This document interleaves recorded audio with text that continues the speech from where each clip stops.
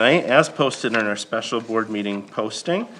So that should be the agenda, but did anybody have any changes to that? Fogging up here. All right. Your nose is too big. I'm not used to glasses. All right, so I'll take a motion to approve the agenda as it is then. Motion to approve? Second.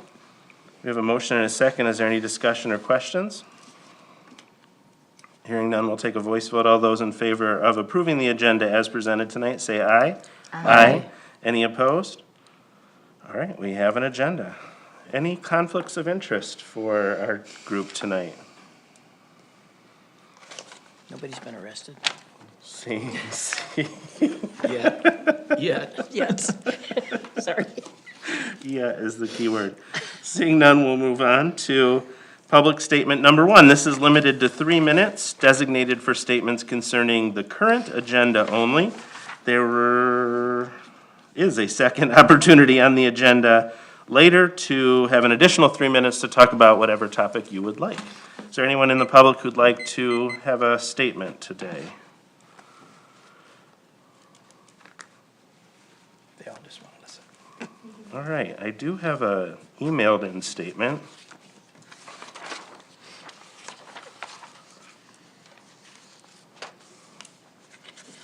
This is from Meg Ritchie, Outer Drive. She starts with 2 questions. Why is the police board not included in the hiring process for the chief of police? Why is Karen Hildebrandt on the hiring committee? She has not been elected by the people to voice her opinion. Since she is on the hiring committee, the application and candidates have to go through her first before they are passed on to the board of trustees. This makes no sense to me. The community has not given her authority to have a vote. Also, just as a matter of opinion, the meeting was not scheduled until there was an outcry from the community via social media. I'm sure you will deny this. Transparency is a word that the Board of Trustees loves to use. It's more than just a word. Transparency is an action. Thank you, Meg Ritchie. If there's no other public statement, we'll keep moving on. All right, item 6 is new business. Large A is items for introduction discussion. We have a Q&A with recommended police chief candidate. Superintendent Hildebrandt, you want to take this on? Thank you. From my memo, you are aware that the recommended police chief candidate from the hiring committee was recommended as Lieutenant Matt Mardigan. I emailed questions to you that were asked during both rounds 1 and 2 of the interviews that were held. If you need copies of those, I have copies of that here with me. I also have, if it makes anything easier tonight, the police chief job description, as well as the police chief job posting. Thank you for that. So if you need copies of any of these documents, please request them. I have them here for all of us.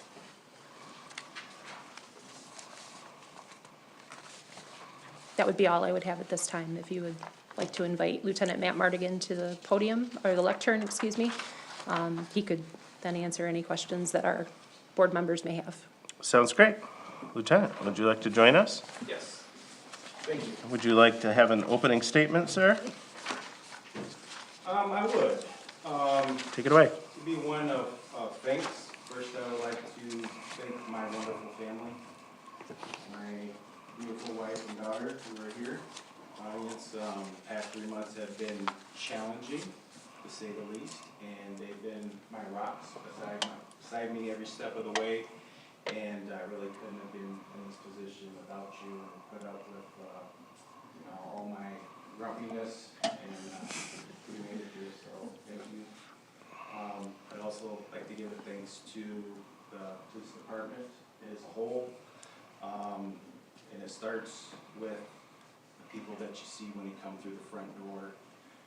Christy and Therese, you really do so much to filter everything out before it comes to the officers, and really appreciate all the help that you do. I feel at peace when I know that somebody watching the door and you're there to take care of us. Thank you for that. To my PD family, my guys, and gals, thank you for your unwavering support. cannot understand what that means to me, and it gave me the motivation to keep pushing through when times are tough. So, thank you. And the mentors, there's so many in my life, I can't even name it all, and I don't want to offend anybody by missing somebody, but thank you to all my mentors to help groom me and push me along through my journey in life, and it means everything to me that you've helped me through this process. I'd also like to thank the hiring panel, Karen, Ryan, Kate, and Under Sheriff Mike Goot. You know, it was a challenging process for myself. I believe that I learned a lot as a person through the process, and it made me stronger and more confident in my abilities moving forward. So thank you for the opportunity to be on in the pool to begin with. And then I would like to also thank the board for your unwavering support of the police department throughout my 2 decades of being here. It always was comforting for me to know that the elected officials in this township care about their law enforcement, not just as a group, but as individuals. And I appreciate the support that I received through the transition from Chief Gary Smith to now what that you're going to make. And I'm excited to see what strategic plan you come up and the role the police department is going to play in that in the future. So thank you. That would be my opening statement. Thank you, sir. Thank you. Well, board members, you all have an opportunity to ask some questions. You saw the questions that were asked. Some of us were in those interviews. This is not meant to be an interview, but certainly if you need to ask questions in order to make your decision on our action item tonight, you can use it as such. So I would invite any of you to ask any question you'd like. Do you want to start? Go ahead. Welcome. Thank you. I have a question. You want me to start? Yeah, thank you. I just wrote down a few things that I personally had been interacted with in my past too, and you've had various supervisory positions. We're quite a small police force, but with having worked for so many years on a peer basis with your fellow police officers, how do you feel your relationship has to change toward them by being awarded a permanent police chief position? By your question, I take it that you feel that my relationships need to change, or that a chief's positions. Well, there are certain points in time where invariably somebody's going to come to you and say, hey, you know, want favoritism possibly or something of that nature. Are you? Sure. Well, I believe, you know, I know that the men and women that are next door, they believe in the hierarchy of command. They respect it. I've never seen anybody ask for favors in the type of way that you are asking the question. That's good. Just to reemphasize that the philosophy of our department is going to continue to move forward in one that we will first do what is lawful. Always, Certainly. okay? And then we will be guided by our policies and procedures and how we handle the lawful things that we're going through. And then the third thing that we're going to make sure that we do is that we are morally and ethically doing the right thing. Those three things will always be at the forefront of our department, and we will do whatever is lawful, and you don't have to worry about my leadership position tainting that in any way, because that is the standard and tradition that we've had and we will continue to have. Good, thank you. Thank you, Ray. I have one more question. Your thoughts on diversity? I mean, it's kind of obvious by looking at the audience, but I've been here since 1967, and I don't remember us ever having a female or a minority person as an officer. So, Yeah, to my, well, personally, I can tell you that we've had more than one female. I believe we've had at least 3. Jack, you can correct me if I'm wrong. I do believe that you were part of the first process that had some females. I personally work with females in the department. I think they're great. I have neighboring agencies. With Township is one, Clinton County, they have a number of female officers. I work with them personally. They are outstanding. I come from a fairly diverse background, and growing up in the city of Lansing and going to Lansing Sexton High School. I maintain friendships to this day of minority and female, because I cannot express how much I believe that diversity is important, but also standards are important. And we won't sacrifice our standards just for the sake of diversity. We're going to make sure that when people that we hire are going to be top quality candidates, they're going to have the values that not only the police department has, but the citizens demand. I'm really looking forward to some collaborative things with the township to figure out how we can, in our recruiting, cast a wide net to get as many candidates in as possible, and hopefully, look for the ones that are underrepresented, of which you're talking about. Because we need those people to apply here first, and the reality is I kind of explain this in the hiring process is, what are we doing as a township to attract these candidates? Like, really, what can I offer somebody to come here over a large agency? Because really, right now, I can just offer them a 25-year career working the road. And most people, they don't want to do that. We have some small specialty positions that you can get a detective, or you can get a command position, or some other job titles that would help out. But really, we need to think about how we're going to attract these candidates for the diversity that the citizenry wants. Good, thank you. You're welcome. Other questions? Go ahead, Brenda. I'm just gonna, it's just more of a statement. I'm very impressed with your 90-day onboarding plan. Is there gonna be items that it's gonna take more probably than the 90 days to onboard them? I mean, when I became clerk, I had a lot of ideas, and I thought, oh, I'm gonna change them. It takes a while. Yeah, Brenda, great question. Just for clarification, this is my plan. These are the ideas that I've probably become over a couple of decades, but also since Chief Smith has retired, I wanted to make sure that I had a solid footing on where we wanted to go. But in order for this to become our plan, I need to sit in the room with the people that it involves. And we need to come up with what is important, and we need to go through it step by step, and I plan on doing that. Of course, there's going to be some things that take longer, but I believe that having a plan is the most important thing, and you can adjust off of that based on the situation as it arises. There's always going to be something that comes up that takes priority. Obviously, the protection of the citizens is our top priority, and then everything else falls from there. But I think these are all possible to do, and I'm excited about getting going with them. Okay, thank you. Thanks. I don't really have a question, but I have a couple comments, if that's okay. Yeah. I did want to say that just having been involved in the hiring process, that I was really impressed with the qualifications of candidates who applied to Bath Township.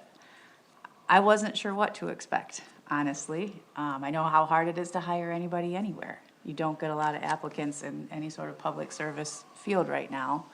And the applicants that we got for this chief job, I thought were tremendously qualified, as well as from all around the state of Michigan, which I think really speaks highly of the department we have here and the officers and employees and command that we have here, and staff, that people were really willing to put themselves out, perhaps move their families to come and potentially lead this agency. So I think that speaks very highly of all of you here tonight, that that interest was so great. And I think it especially speaks highly of Lieutenant Mardigan, that he was the top candidate that we ended up selecting. I know there was a lot of maybe criticism or questions about internal versus external candidates, and my position was that as a board member, it's my job to hire the best person, as you said earlier. That should be what we do, is hire the best person, and I think throughout kind of a grueling process, I think that we have, and I think that certainly speaks to your qualifications and the thoughtfulness that you answered all of our questions with. And one thing I wanted to share that just sort of stuck out to me at the end of the interview process, in sort of your closing statements, is you said that it was a priority for you that the officers respond to people, to citizens with dignity, that they have dignity in their interactions with the police and how calls are handled. And I thought that that was something that really stuck with me, and honestly, I don't think I heard that from anybody else. And I just wanted to mention that. Thank you. Thank you, Kate. Anything else? Sure. I'll just echo what Kate said. I was incredibly impressed that so many really talented people want to come and work at Bath Township in the police department. I think that's a testament to what you and your colleagues have built here. It's very clear that the Facebook page has gotten great reach from the police community, and as silly as it might sound, I think people want to work in a fun place that, you know, does things a little creatively, and I think that helped draw people in. We had people from big forces and small forces and urban forces and rural forces and people with FBI training and people with master's degrees. It's really a testament to the department and our township together. And it's really a testament to you that you sort of rose above that pack to be our guy. So congratulations and thanks for all your hard work and thanks for going through this process with us. Thank you, Brian. Anything else you want to share with us or anything last from the board or staff?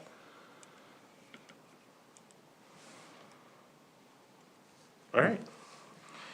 Well, we'll move on then to large B, items for action, small a, authorization of superintendent to negotiate with the police chief candidate. Superintendent, you want to introduce this? As I outlined in the memo for you all, this is a normal part of the process for me to negotiate with the candidate and bring to you a contract that is for your review and your approval in the near future. I would ask that you pass this motion tonight to allow myself and Lieutenant Mardigan to begin this important work so that we can bring this back to you at an upcoming meeting. And if there are any questions about that process, I'm open to those as well. Questions from board members on the process? No, it sounds like it was not, I won't say smooth, but went all right, apparently. Mr. Supervisor? Yes. I will just also add that the superintendent's office was forward-thinking enough when we knew the opening existed to ask legal counsel to review the existing employment agreement and recent employment agreements for chiefs, to provide some comments and areas for consideration so that this process of negotiation, such as it will be between the parties, because I'm not a direct participant in that, can be well-founded in updated language where necessary. So that is in the superintendent's inbox or wherever she files these very important emails from me. And she is well-positioned to begin that process with support from legal counsel. Wonderful. Thank you. for mentioning Could that. I make a follow-up Of course. comment? So you feel then for sure that all the legal format was followed in the appropriate manner? I know the email from a resident stated some comments about the procedures. Oh, so I think that's a different question, but I'll answer both pieces of that. So as to what I was just speaking to was the fact that we were asked to provide an updated draft agreement Right. as concept for negotiation, and I did provide that with support from my team, including some comments and considerations for discussion. Likely it will need to be additionally updated because of the recent Earned Sick Time Act adjustments at 11:15 on Thursday night before that went into effect on Friday. So that will be one area of update. As to the secondary piece, which is the public comment received from Ms. Ritchie, I would say first and foremost that as superintendent, she serves as the delegated personnel director for the township. So I have no legal concerns whatsoever about her involvement in the process and coordination thereof. I also think it's important, as I understand, that this is a unanimous recommendation from the hiring panel, if I understand that correctly. Correct. So even if it were the case that there were to be some sort of concern or conflict or whatever the allegation or concern, I'm gonna use the word concern, because I don't think there was an allegation. But any concern about that, the superintendent's position or preference is still overcome by the participants in, the remaining participants in that panel. And the matter ultimately comes to this board for approval. So I think there is no legal concern with the superintendent's involvement. And even if that were, there are multiple layers of cure were that to be the case. I just thought that was important to address that because of the question, so, Absolutely. thank you. Thank you. Thanks, Ray. All right, so the superintendent is looking for a motion to authorize her to enter negotiations with our finalist candidate.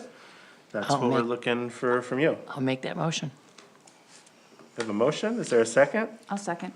We have a motion and a second, is there any further discussion?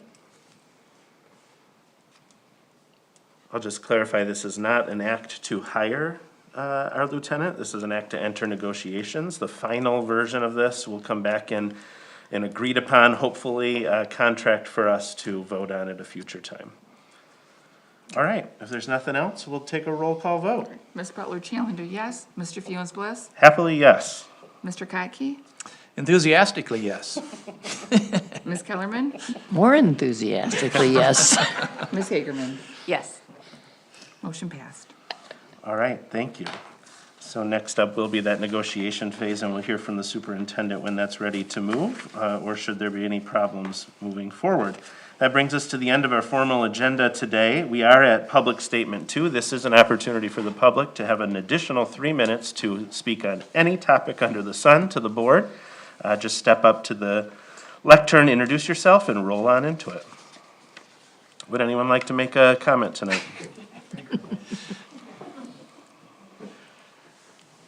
Thank you, board members. Jack Phillips, Hunter Road. Jubilant Jack, I guess you could say tonight. I'm happy for our community, I'm happy for our police department, and I appreciate not only the board, but the interview panel, because I know how difficult that can be. I've been on them before, and it can be sometimes a little gut-wrenching to make those decisions. You feel you're making the right one, but I truly believe in my heart that you made the right decision, and I'm very happy that the decision has turned out this way, and that things progress as we expect them to with the contract, and I think it's a great opportunity for the department to move forward and for the community to see the success of the department, so thank you very much. Thanks, Jack. Would anyone else in the audience like to make a comment?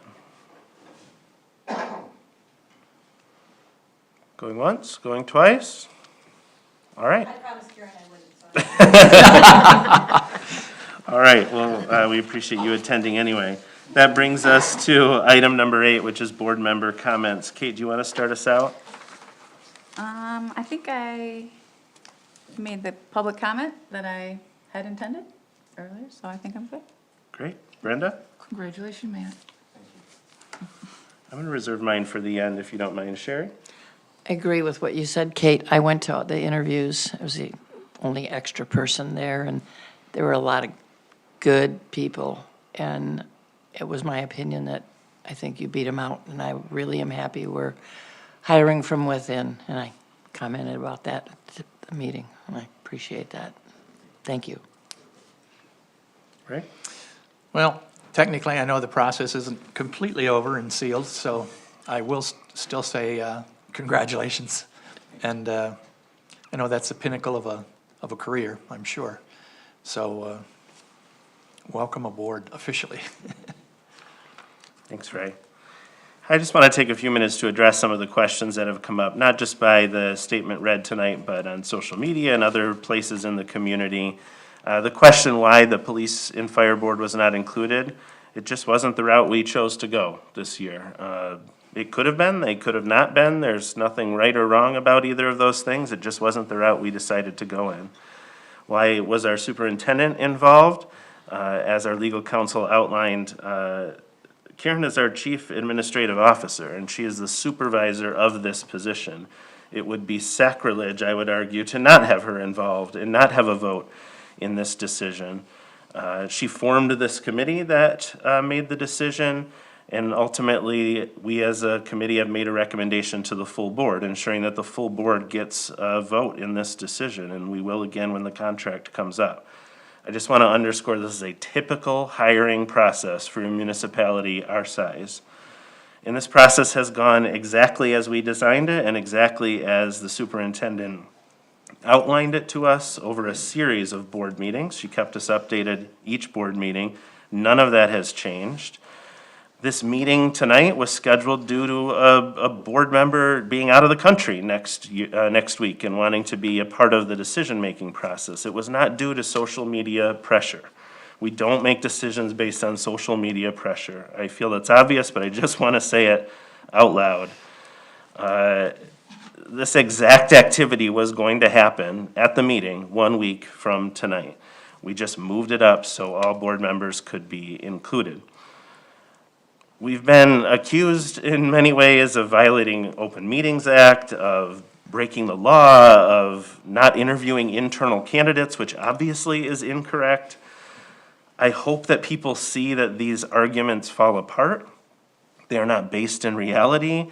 Please don't believe everything you read on Facebook. The news was even called out during the interviews by someone to come and break the breaking news of the illegality of what we were doing.